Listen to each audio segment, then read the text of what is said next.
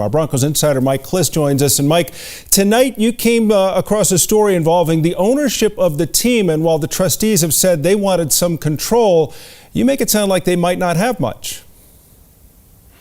No, I talked to a legal expert who's very familiar with the Broncos ownership transition situation, and because the team is in a trust, there is a financial duty to the beneficiaries to get the greatest price, and by the beneficiaries we're talking about the Boland children and brother John. You got to get the highest price per NFL owner. So it's going to be an auction process. Now, how the auction's going to be run, I'm not sure, but really the trustees won't be able to pick the owner necessarily. It will be whoever comes up with the highest bid. In other words, the bidders will decide who the next owner is, rather than a pick and choose type situation. Do you think we'll have any idea who those bidders are, or will we only know who ultimately is the winner?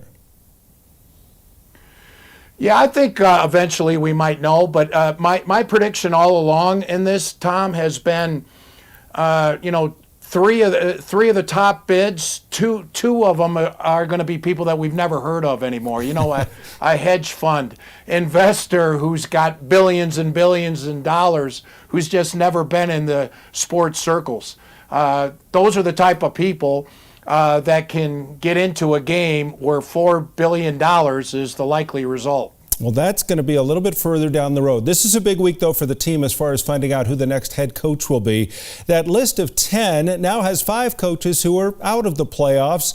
So is it going to be just that list of 10, or might they expand? Because we watched Brian Daboll on Saturday night with a big performance as the Bills rolled the Patriots. Brian Flores became available afterwards. Anyone else going to jump into this list, or is the 10 the 10?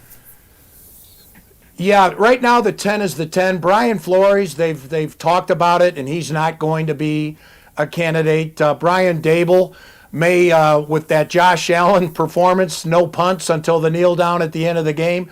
I think he should be on the list, but he's not. He's rough around the edges. He's a former Patriot, which is not necessarily what the Broncos want after having gone through the Josh McDaniels failed experiment. So I think this is it. You're right, with Kellen Moore, Dan Quinn, Gannon now out of the picture. The Broncos have some early week opportunities to interview some candidates. All right, it's going to be a busy week.